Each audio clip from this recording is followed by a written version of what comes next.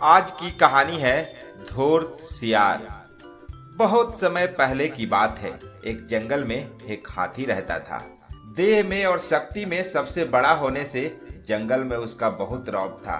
उसे देख सारे बाकी पशु प्राणी उससे दूर ही रहते थे। जब भी हाथी भूखा होता तो अपनी सूंड से पेड़ की टहनी आराम से तोड़ता और पत्ते मजे में खा लेता। तालाब के पास जाकर पानी पीता और पानी में बैठा रहता। एक तरह से वह उस जंगल का राजा ही था। कहे बिना सब पर उसका रौब था। वैसे ना वह किसी को परेशान करता था, ना किसी के काम में दखल देता था। फिर भी कुछ जानवर उससे जलते थे। जंगल के सियारों को यह बात अच्छी नहीं लगती थी।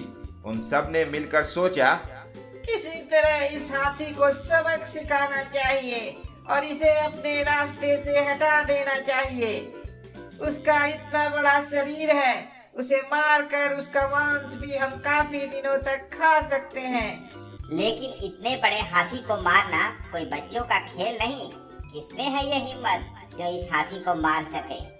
उनमें से एक सियार अपनी गर्दन ऊंची करके कहने लगा, उससे लड़ाई करके तो मैं उसे नहीं मार सकता, लेकिन मेरी बुद्धिमत्ता से मैं उसे जरूर मारने में कामयाब हो सकता हूँ। जब यह बात बाकी सियारों ने सुनी तो सब खुश हो गए और सबने उसे अपनी करामत दिखाने की इजाजत दे दी। चतुर सियार हाथी के पास गया और उसे प्रणाम किया। प्रणाम महाराज, आपकी कृपा हम पर सदा बनाए रखिए। हाथी ने पूछा, कौन हो भाई तुम? कहाँ से आए हो? मैं तो तुम्हें नहीं जानता। मेरे पास किस काम से आए हो? महाराज, मैं एक सियार हूँ। मुझे जंगल के सारे प्राणियों ने आपके पास भेजा है। जंगल का राजा ही सबकी देखभाल करता है, उसी से जंगल की शान होती है। लेकिन अफसोस की बात यह है कि अपने जंगल में कोई राजा ही नहीं।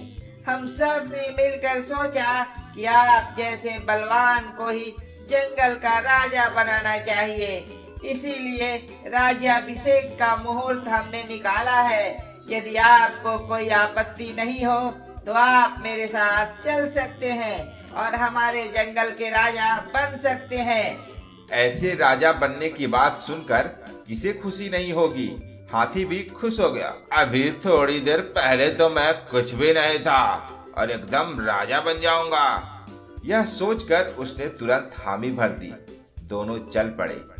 सियार कहने लगा, मुहूर्त का समय नजदीक आ रहा है, जरा जल्दी चलना होगा हमें। सियार जोर जोर से भागने लगा और उसके पीछे हाथी भी जैसे बन पड़े भागने की कोशिश में लगा रहा। बीच में एक तालाब आया।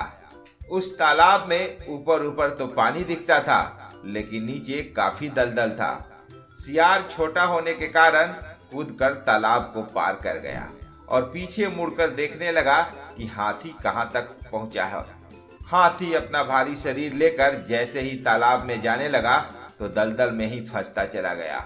निकल न पाने के कारण वह सियार को आवाज लगा रहा था, अरे दोस्त, मुझे जरा मदद करोगे? मैं इस दलदल से निकल नहीं पा रहा हूँ। लेकिन सियार का जवाब तो अलग ही आया। अरे मूर्ख हाथी, मुझ जैसे सियार पर तुमने यकीन तो किया, लेकिन अब भुगतो और अपनी मौत की घड़ियां गिनते रहो। मैं तो चला। यह कहकर सियार खुशी से अपने साथियों को यह खुशखबरी देने के लिए दौड़ पड़ा। बेचारा हाथी। बच्चों, इस कहानी से हमें यही शिक्षा मिलती है कि एकदम से किसी पर हमें विश्वास नहीं करना चाहिए।